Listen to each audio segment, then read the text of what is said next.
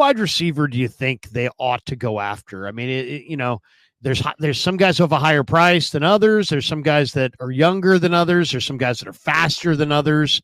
I think wide receiver is a position where you need a complementary receiver. You need a receiver that complements what you have. So, like, the Chiefs had Xavier Worthy, so they wanted D-Hop. But the Niners probably don't need a D-Hop. They probably need more of like an Xavier Worthy type. I mean, that's just from what I'm looking at as far as a complimentary guy. But maybe they don't. Maybe it's more about the price tag, and Thielen's the right price. What do you think of Thielen at this point, and which receiver would you want to target? Yeah, when I think about this Niners receiving core, I do think that it's pretty good. You still have Deebo Samuel. Jawan Jennings is going to come back. Ricky Pearsall is now your number 3. Jacob Cowing is your number 4. And then you have Chris Conley and Ronnie Bell as the latter 2 wide receivers on the depth chart. I still think that you can win with that unit because you're getting Christian McCaffrey back. George Kittle is having an all-pro caliber season.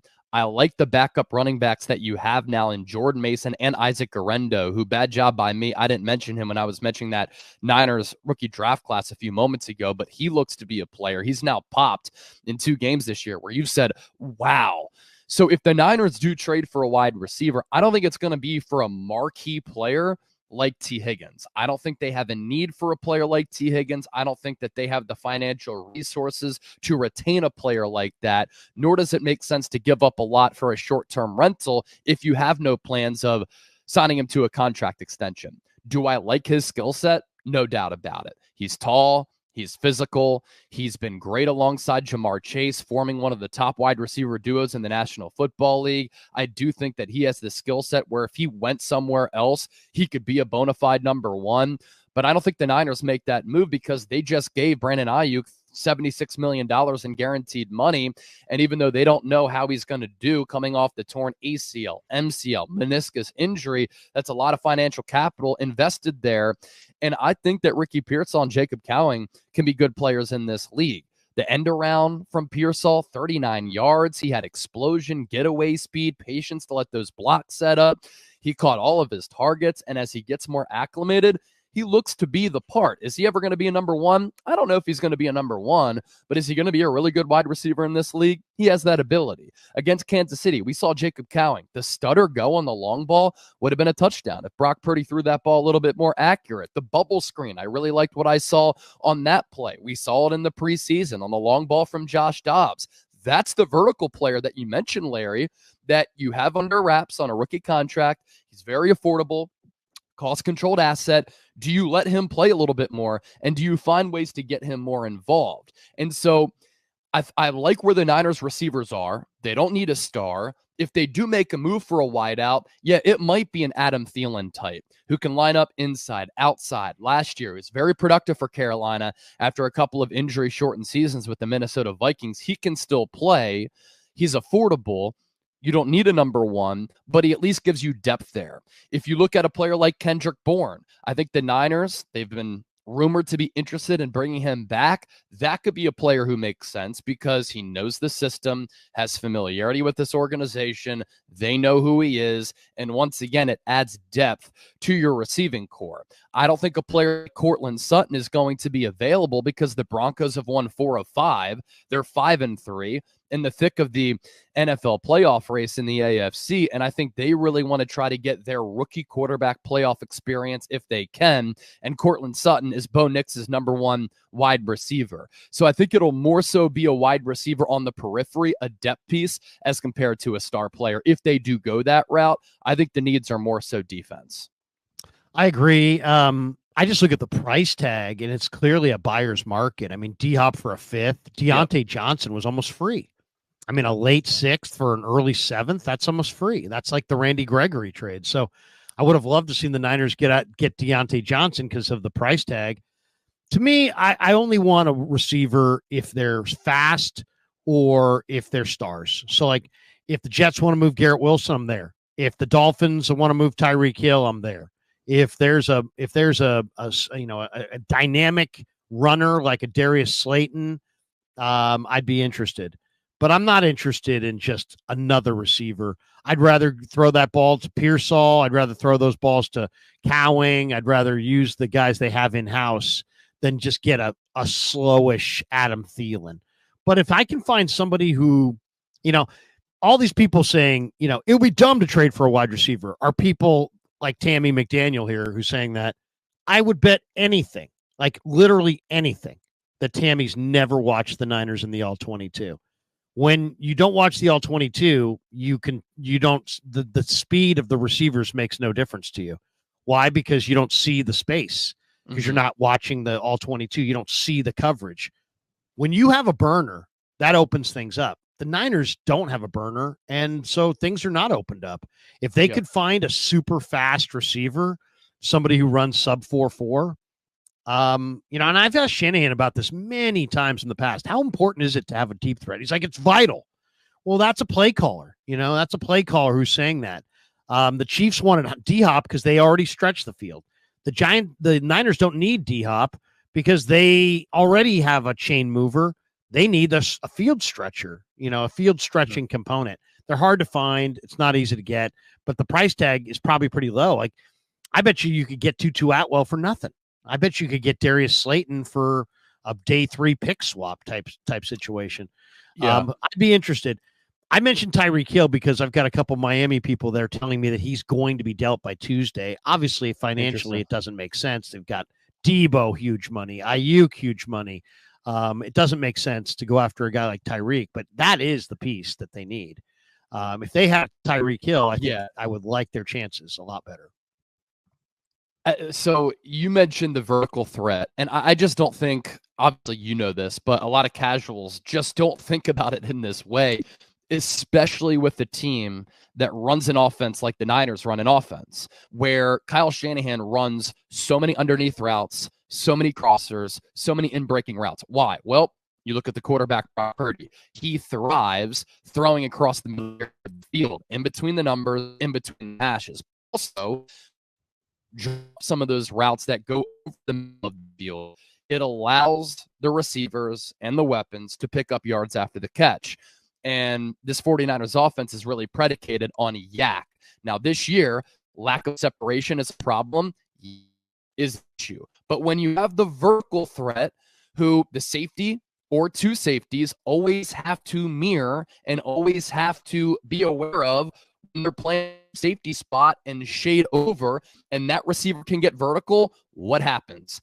Everything underneath starts to open up. And then we're talking about Deebo Samuel being more open, Ricky Pearsall being more open, George Kittle being more open, Christian McCaffrey having some real estate to work with in those short to intermediate to middle areas. And so you get that vertical threat, and all of those aforementioned players that I just talked about really thrive in that intermediate area of the field, and that's the importance of a deep threat. Now, for Tyreek Hill, it's interesting because you've talked to some Miami people. He was asked a few weeks ago about whether or not he was going to get traded. He was taken aback by it. He said, really? You know what, man? I'm just focused on right here, right now. We've got a beautiful team here, and I want to be a part of it. But the Dolphins aren't in a spot after a loss last week to make the NFL playoffs. And while Tyreek Hill's contract doesn't really make a lot of sense for San Francisco, he has some really big cap hits over the next few years, $27.6 million in 2025, $51 million in 2026, $12.3 million in 2027. The Dolphins might say, well, we want to get rid of that. And for San Francisco, if they were to make a move like that, the scheme fit would be awesome. But then they would be forced into a situation where probably next offseason, that's where they do have to make some moves where, hey, Debo, we appreciate your service. We got to move on in order to absorb that Tyreek Hill contract. Some of these other players who are making a lot of money, we have to move on. Mooney Ward, see ya. Diamador Lenore, we can't re-sign you. Talanoa Hufanga, take care. We've got to open up some financial dollars in order to take on a player like that. So love the scheme fit. I'm just not sure financially it makes a lot of sense for San Francisco. And if they did pull the trigger, they'd have to make some tough moves next offseason. If I said to you, let's play a game and let's wager. No, we're not going to wager big money, but let's just wager, gentleman's wager. Who knows the Niners better? Who, if you were wagering on who they would actually land. So this is not who we think they ought to land. This is who we think they're likely to land. Who would be your guy? Who would be the guy that you would say, you know what? This, if they're going to make a trade, this is the guy they're going to go get. Who would you go with? Yeah, I don't think it's going to be for a star. And the last 2 years, they've brought in obviously some marquee players in Christian McCaffrey and Chase Young. The 49ers under John Lynch and Kyle Shanahan have been extremely active with in-season and NFL trade deadline trades. They've done it each of the last, 5 years. They brought in Emmanuel Sanders in 2019, Jordan Willis 2020, Charles Omenihu 2021, Christian McCaffrey 2022, and Chase Young last year. And so that's a combination of star players like Christian McCaffrey, high-level impact players, Chase Young, Emmanuel Sanders, and then depth pieces and some of those other guys. I think if the Niners do make a move, it's for a player like Davon Godchaux, who's a run-stuffing defensive tackle for the New England Patriots, $4 million in guaranteed money next year, so he's pretty affordable. He's number one among defensive tackles in run snaps, so he is a classic run-stuffing type of player who is 330 pounds. The PFF numbers aren't great, but that's a big body where the Niners really need it. If they go after an edge, I think the player that they look at who might have high upside, who might not break the bank on an expiring contract if they want to retain him, who is a good speed rusher opposite of Bosa, Azeez Ojulari is a player who I really like. He has 6 sacks this year, a product of Georgia, second-round pick a few years ago by the New York Giants. The Giants could look to sell, and he's in the final year of his contract, and the Giants, if they don't have plans to retain him or they want some value back for a player who they would lose for nothing in free agency, do they trade him away?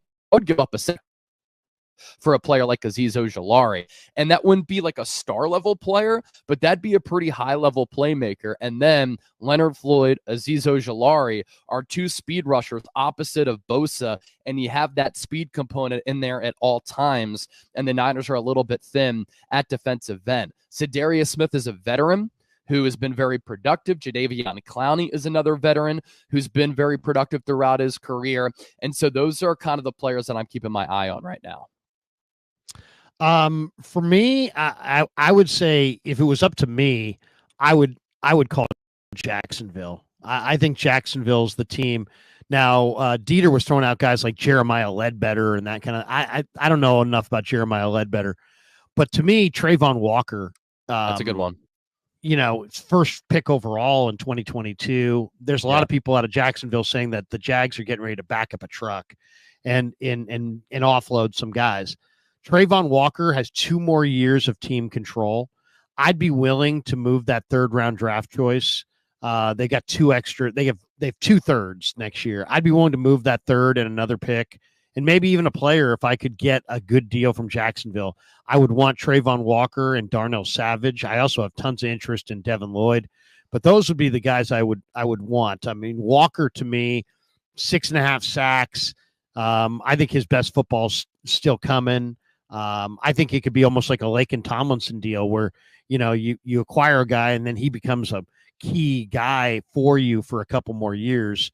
So Trayvon Walker and Darnell Savage would be what I would do. But if it was me betting what they will do, every time it comes up, this dialogue comes up about adding somebody, the 49ers always seem like they bring up chemistry. Like they're really afraid of bringing somebody in the room that's going to ruin their chemistry. Yeah. And I just think that's so rare in football that one guy walking into a room of 50 or 60 guys is going to change the atmosphere. There's very few guys that can like ruin the team's chemistry by themselves. But I think they're very cognizant of that. And so for that matter, I think they like to bring in guys that they know. I think we've seen it with other, their other moves that they've made. They've brought in guys that they're aware of. And then last year they brought in Chase Young, and I think they feel like they got burned by the fact that they didn't, he didn't play very hard in the NFC Championship game. And he definitely didn't play as hard as they're used to seeing their guys play. So if I was wagering, I would say Sebastian Joseph Day. He plays for Rand Carthon in Tennessee. He's having a career year. He's got 9 solo tackles, 10 assisted tackles, and 2 sacks. Hargrave's out probably until the Super Bowl if they make it with the bicep tear. I think you could get Sebastian Joseph Day for one of those, either a late day 3 pick swap kind of a thing. I'll give you our 6th, you give us your 7th. So, you can pick at the end of the 6th round. We'll now pick at the beginning of the 7th round and send Sebastian Joseph Day over. So if I was wagering that, even though I personally believe they need an end way more than they need a defensive tackle, especially because I like Evan Anderson, I like Kalia Davis, I like Kevin Givens, and I'm not convinced that they could get better than those guys anyway. I just don't understand why they're so in love with a tackle, but they clearly feel they need a tackle. And I think Sebastian Joseph Day is a cheap player that they know what he's like. They know his personality. They don't fear him ruining their chemistry. That would be the guy that if I'm predicting, I'm going to say him. That's a good name, and that's kind of like in that category of the Davon Godchow and what the Niners have done previously with a player like Jordan Willis, Charles Omenihu. It's another rotational piece that can help. And you make some great points on the Chase Young trade, and those immediate thoughts started to come to me as well.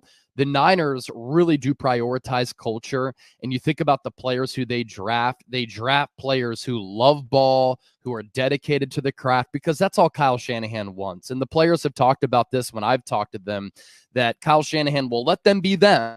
But at the end of the day, it all comes back to, do you love football? Do you love team?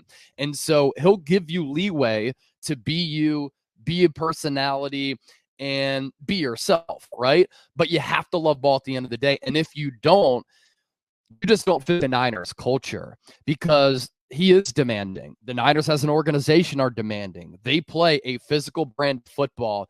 And when I think of when I was at the NFL Combine and the players who they ended up drafting, like I remember talking to Malik Mustafa, just a polite, kind-hearted, well-spoken, well-thought-out dude who on the field is a monster. He will dent a concrete wall. Off the field, a little bit soft-spoken. He grew up as a diehard Niner fan, but what does he show? That he loves ball. Renardo Green, a little bit soft-spoken off the field, right? On the field, he is not scared at all. And the Niners have those types of players. Fred Warner, what a guy off the field, right? And such a great leader. He embodies the Niners culture. On the field, he is nasty. And so Chase Young comes in last year. Yeah, he's boys with Nick Bosa. It was a cool story. He is a physical freak. But outside of his rookie year, when he was an all-rookie player, injures his knee year 2, hasn't been the same. And you see that lack of effort. And I think there will be people behind the scenes who will tell you, we hated having to address the lack of effort from Chase Young in a Final Four game, in the NFC Championship game, when we are getting blitzed early by the Detroit Lions. It should never happen. Now, did Chase Young apologize? Did he come out and say, yeah, I was wrong? Did he play his ass off in the Super Bowl? Yes, he did. But you shouldn't just have to be able to get up for some of these big games. And Sebastian Joseph Day is another one of those Niner culture guys. He went to Rutgers. He has scheme familiarity. He was here briefly last year. I've actually interviewed his parents back at my previous job because he was from the area where I was. And his parents are like very successful people. He comes from a really good household, and that works its way onto the player who adds to the Niners culture.